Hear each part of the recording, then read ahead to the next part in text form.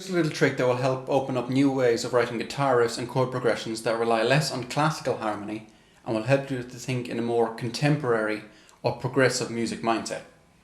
It's called parallelism. Parallelism, or parallel harmony, is the movement of two or more lines of music in the same direction. Typically, a chord progression will contain lines of music that both converge and diverge at different points. For example, if I play an A minor chord to an F minor chord, you can hear that the lowest note moves down, and the highest note moves up.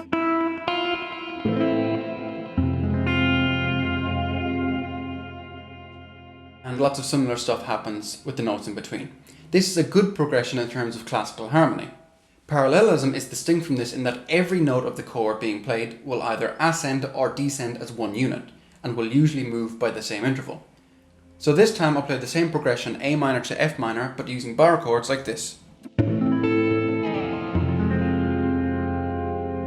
Now every note is moving in the same direction, but it doesn't sound as satisfying as when I played it before using contrary motion.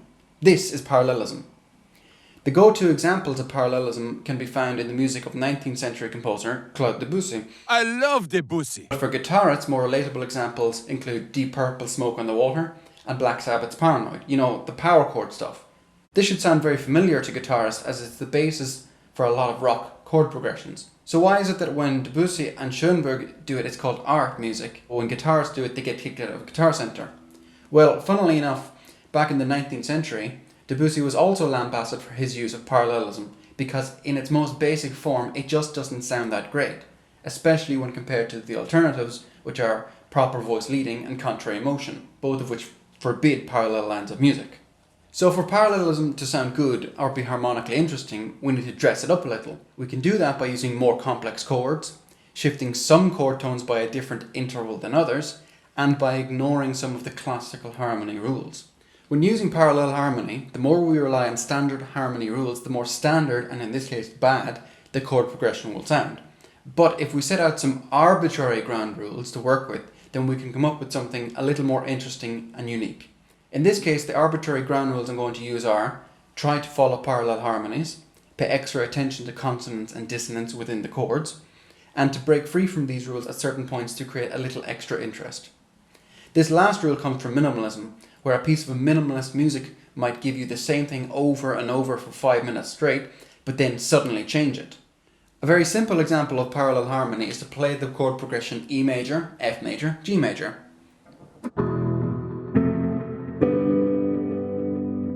It sounds pretty boring, but we can make it a little bit better by making some of the chords more interesting.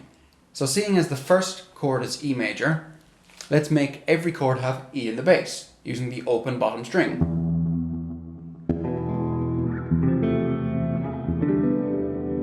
Better already, and seeing as we can also leave the top two strings open, might as well.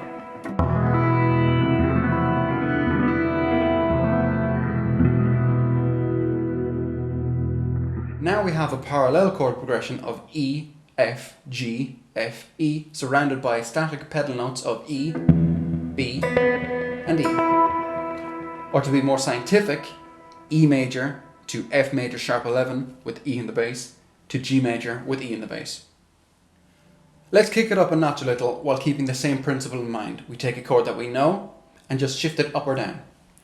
So here's C major. I'm going to play it like this. Move it up. Again, not very interesting until I use the open strings as a pedal note.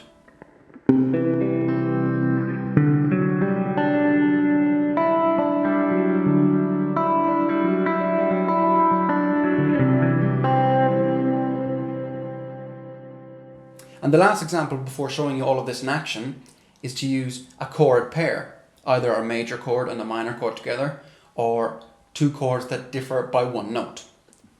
For example,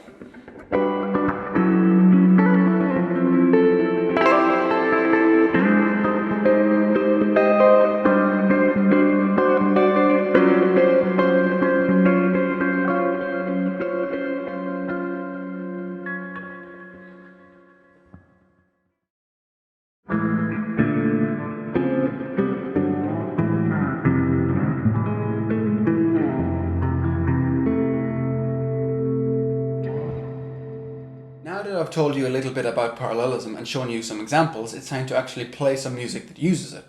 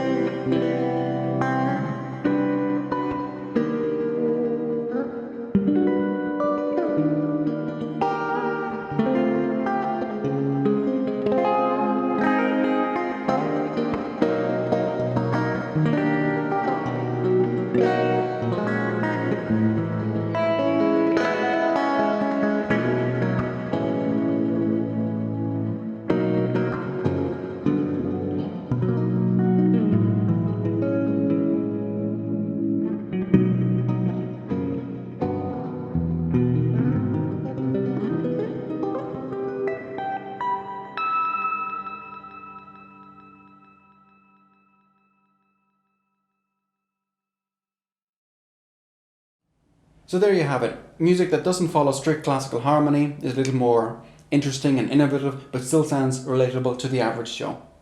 If you like this type of video more than my regular guitar playing videos, then be sure to check out my video on the psychoacoustics of guitar picks. I think you'll enjoy it. Thanks for watching.